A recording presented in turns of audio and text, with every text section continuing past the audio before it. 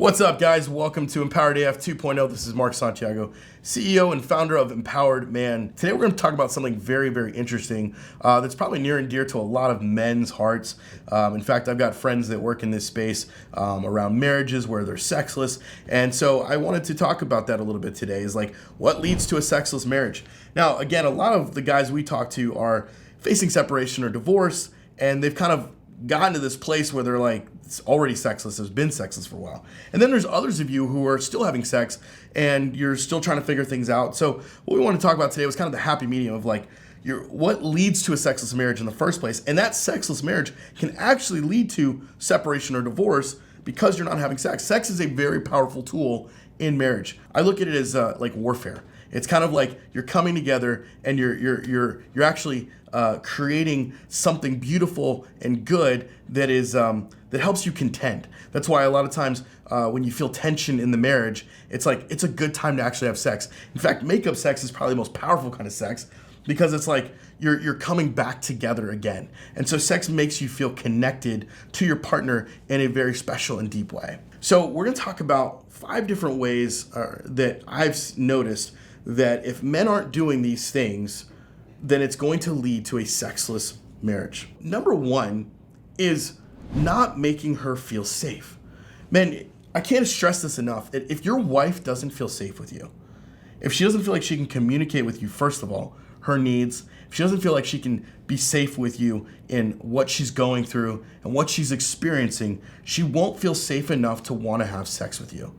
Or the type of sex is what I call dead fish sex, where she just kind of lays there, you get it on, you fuck her, that's it, you come, it's over. And like, dude, that's nothing. That is not sex. That is just like, you might as well fucking jack off, okay? That's not connecting with the human being that you're in a relationship with. What you want is connection. That's why you're having sex, not just to get off. That part's fun, the climax is great, but it's the buildup, it's the lead up to that. And if you're not leading her through helping her feel safe, guess what? You're lacking foreplay. Foreplay is so much more. Why? Because that foreplay is connection. It's emotional connection. It is a healing connection when she feels safe. And not only about what she's talking about and what she's saying, but what she's feeling internally about her body.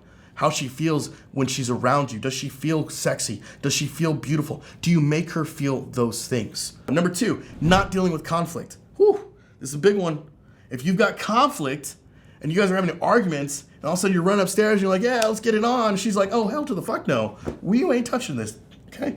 The reason why is because if you have conflict and you're not dealing with it, it just lies underneath. She can't feel safe. She doesn't feel connected to you. And again, it becomes dead fish. Or it's like, no, I'm tired. Oh, I don't feel like it. I don't want to do this. Why? Because there's conflict there, there's tension there. And that a lot of times that conflict is there because she doesn't feel safe enough to share with you what she's going through. Number 3, not being honest about how you feel. This one's a big one too for men. Why? Because we're so bad at expressing our needs. We're so bad at sharing, hey, honey, I desire to have sex with you. There's like this shame in our culture, like to talk about like, we talk about it ahead of time. Hey, let's have sex tonight. So you got to talk about it.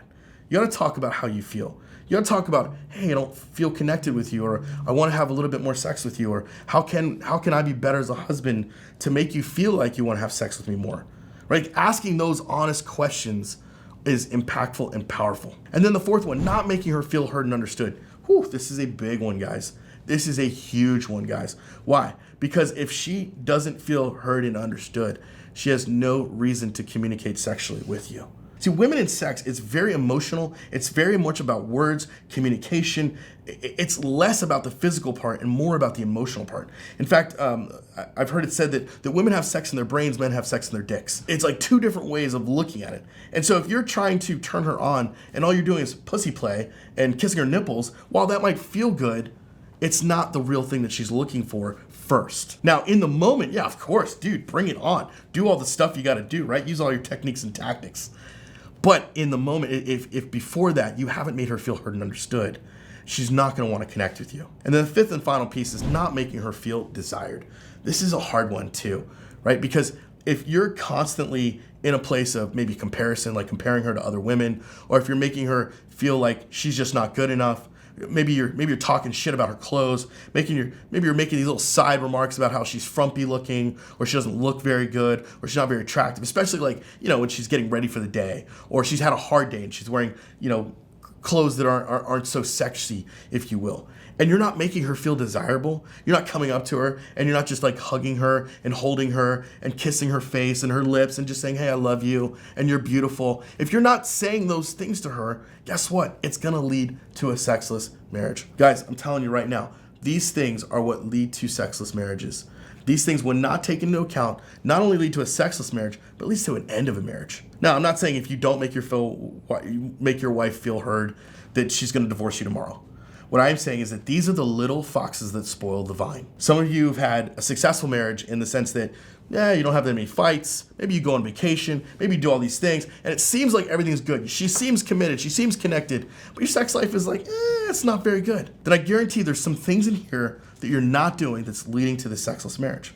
And if not communicated, and if not talked about, and if not brought to the surface, guess what? Those things can easily become the thing that starts to tear apart the fiber and the fabric of your relationship with your wife. Empowered men make empowered decisions. I'm challenging you today to make an empowered decision, to look at what is happening in your marriage, and remember what I always say, there's no such thing as a bad marriage, only bad husbands. It's your responsibility to make her feel safe. It's your responsibility to deal with conflict. It's your responsibility to be honest about how you feel. It's your responsibility to make her feel heard and understood. And it's your responsibility for making her feel desired. You're not at fault. You're responsible. So go be responsible. Go get empowered.